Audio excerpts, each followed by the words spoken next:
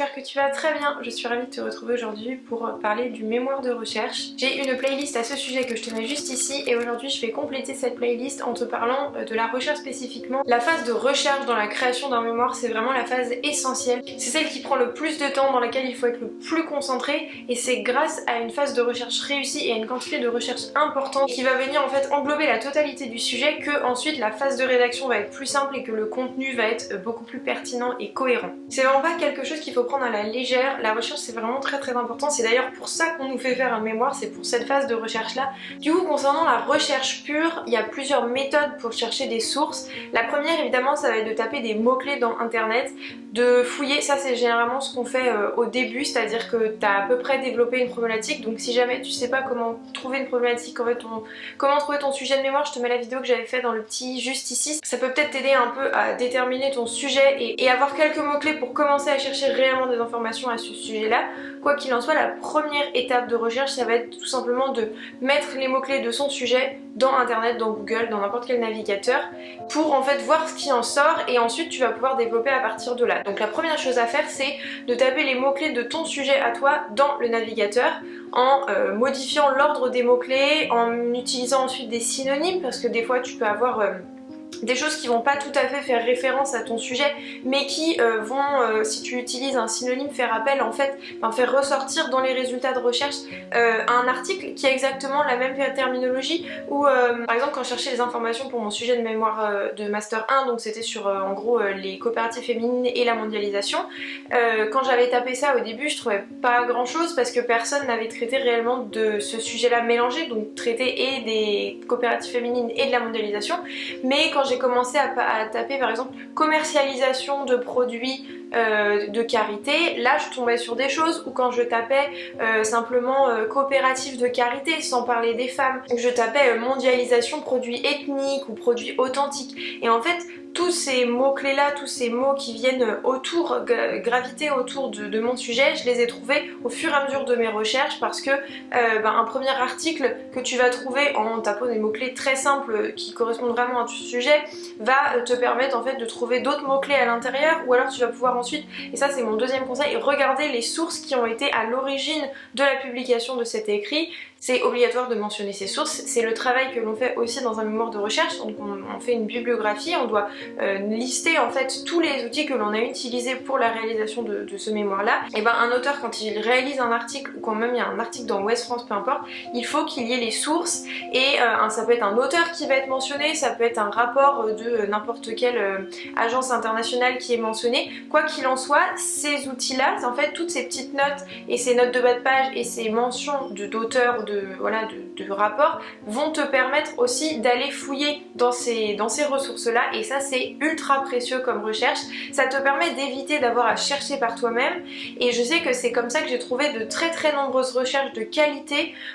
en regardant exactement ce qui avait été utilisé par les auteurs que moi j'avais trouvé sur internet. Parce que par exemple tu vas tomber sur, et c'est ce qui m'était arrivé au début de ma recherche, j'étais tombée directement sur un ouvrage qui avait été réalisé par un collectif. Donc en fait il y avait à l'intérieur de cet ouvrage 5 ou 6 parties différentes qui prenaient environ chacune une vingtaine de pages, et pour chaque partie plusieurs auteurs s'étaient mis ensemble en fait pour écrire la partie et avaient cité leurs sources, et donc ça fait une quantité de sources qui est absolument incroyable, avec une page à une page et demie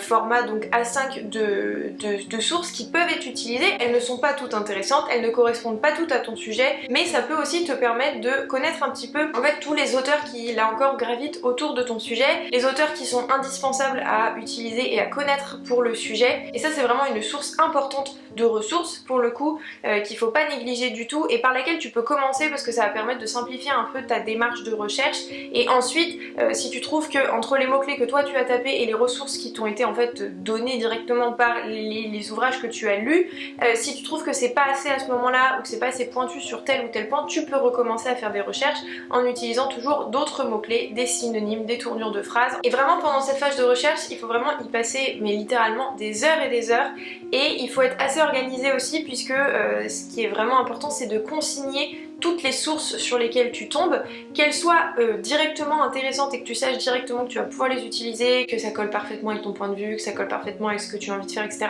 Ou que tu te dises bah en fait il y a une toute petite partie qui m'intéresse mais pas la totalité, ou alors je suis pas sûre que ce soit intéressant. Moi je sais qu'au début de mon mémoire j'étais tombée sur des trucs que je trouvais très intéressants, mais je savais pas si le développement final de mon mémoire, puisque j'avais pas encore tout à fait défini mes parties à ce moment-là, si dans ce développement que j'allais prévoir ça allait pouvoir rentrer, ça allait pouvoir être une source utilisable. Dans ce cas-là, pas de panique, tu la stockes quand même. Tu peux par exemple utiliser sur les ordinateurs normalement des pastilles de couleurs, je crois que ça s'appelle des tags sur Mac, mais où tu vas en fait créer un code couleur à l'intérieur de ton dossier de ressources avec par exemple 3 couleurs. Moi j'utilisais du rouge, du vert et du orange. Rouge, je mettais toutes les ressources qui n'étaient pas intéressantes, c'est-à-dire que je les avais lues et je les mettais en rouge si je considérais que ça n'apportait rien du tout et ça ne risquait pas d'apporter quelque chose. Et donc une fois que j'avais lu ces ouvrages, je mettais donc rouge si c'était quelque chose qui ne m'intéressait pas mais je le gardais quand même. Orange, je savais que ça pouvait potentiellement m'aider mais pas dans la partie où j'étais actuellement. Je savais pas exactement le développement que ça allait prendre, donc du coup je laissais ça de côté. C'était un peu à voir en fait, c'était des documents où il fallait que j'y retourne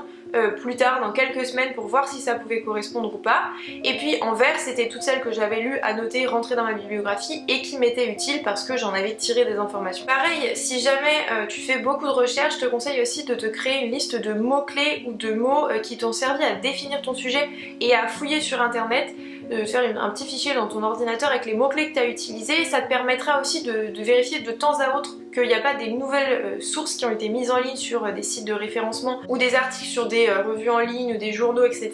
De faire un peu une veille en fait informationnelle, ça c'est très important aussi. Et puis aussi d'utiliser ces mots-clés là dans ton sujet directement, parce que tu vas pas utiliser 50 fois le même mot dans un paragraphe. Donc c'est bien d'avoir des synonymes, c'est bien d'avoir des tournures de phrases différentes, des façons de paraphraser en fait qui vont pouvoir faire en sorte que ce soit beaucoup plus léger à lire aussi. Si tu trouves que ça fait beaucoup de recherches d'un coup et que en plus ça t'éparpille un petit peu partout, parce qu'au début en cherchant avec des mots-clés de ton sujet,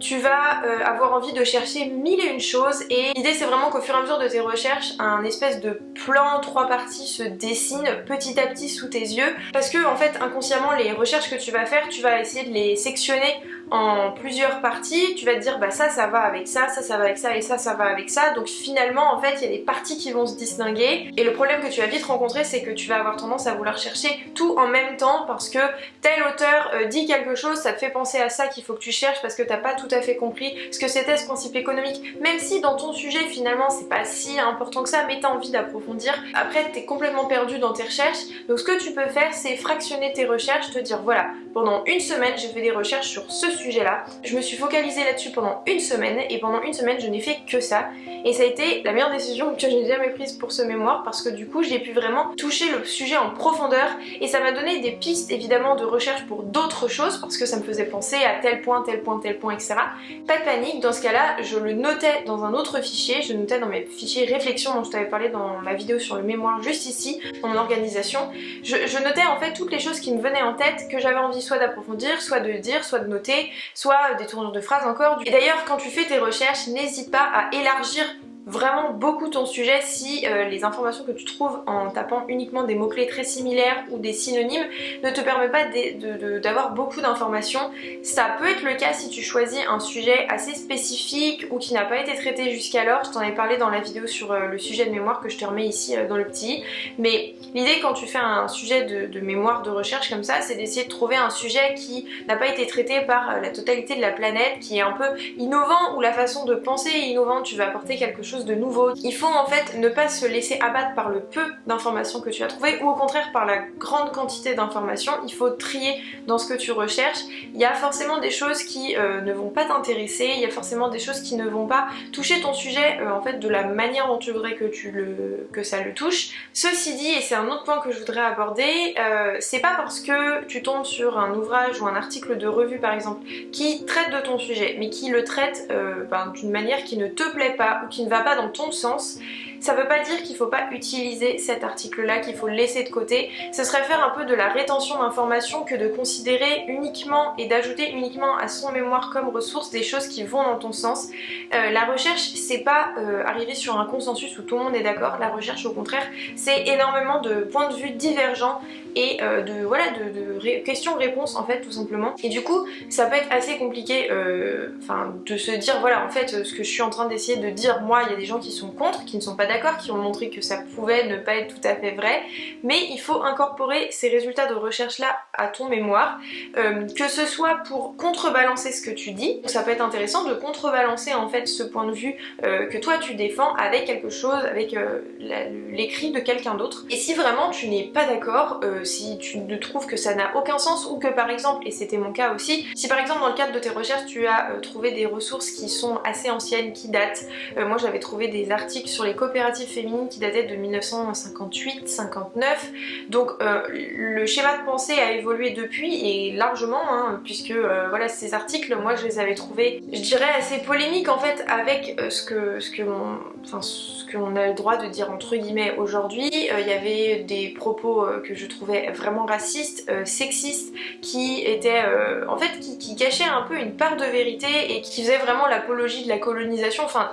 pour l'époque, je dirais, c'était pas très étonnant, mais pour aujourd'hui, c'était pas possible d'utiliser tel quel ces propos-là dans mon mémoire, parce que je ne suis pas du tout d'accord avec les propos qui étaient tenus. Et du coup, je trouvais ça intéressant aussi d'incorporer cet ouvrage-là pour montrer le cheminement de pensée et l'évolution de ce cheminement de pensée sur ce sujet à ce moment-là. Donc ça, c'est vraiment important aussi d'essayer de prendre le sujet dans sa globalité, qu'on soit d'accord ou qu'on soit pas d'accord avec tout ce qui est dit. C'est pas si important que ça. Ce qui est important, c'est d'utiliser à bon escient les ouvrages que tu trouves, les ressources que tu trouves. Et du coup, concernant les outils que tu peux utiliser pour faire des recherches, il y en a vraiment beaucoup. Moi, les outils que j'utilisais et que j'aimais beaucoup, c'est notamment Percé et Kern, qui sont deux plateformes en ligne d'accès très facile, d'autant plus si tu as une adresse mail universitaire. La plupart des écoles, ou en tout cas du système universitaire classique en France, fait que tu as un accès nomade, donc c'est à dire que tu peux te connecter avec ton adresse mail étudiante et en fait ça te donne accès à une grande partie des ressources.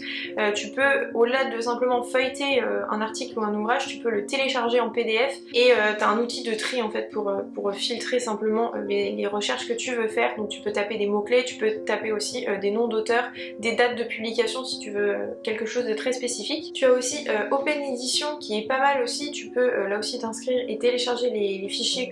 les ressources que tu trouves en fait. Donc ça c'est toujours bien parce que l'idée c'est vraiment d'utiliser tous ces PDF là en fait que tu télécharges pour les annoter directement dans ton ordinateur, pour prendre des notes à côté et ensuite de garder vraiment trace de l'état en fait dans lequel était la source au moment où toi tu l'as vu. Ça peut changer au fur et à mesure, il peut y avoir des modifications qui sont ajoutées et c'est important d'avoir en fait une preuve de ce que tu as vu toi au moment où tu l'as téléchargé, parce que si ensuite ça change et que les informations sont plus les mêmes, ça peut porter à confusion. J'ai aussi noté JSTOR, donc je te mettrai les liens en barre d'infos. Il y a aussi HAL, donc les archives ouvertes, qui sont vraiment des plateformes avec de très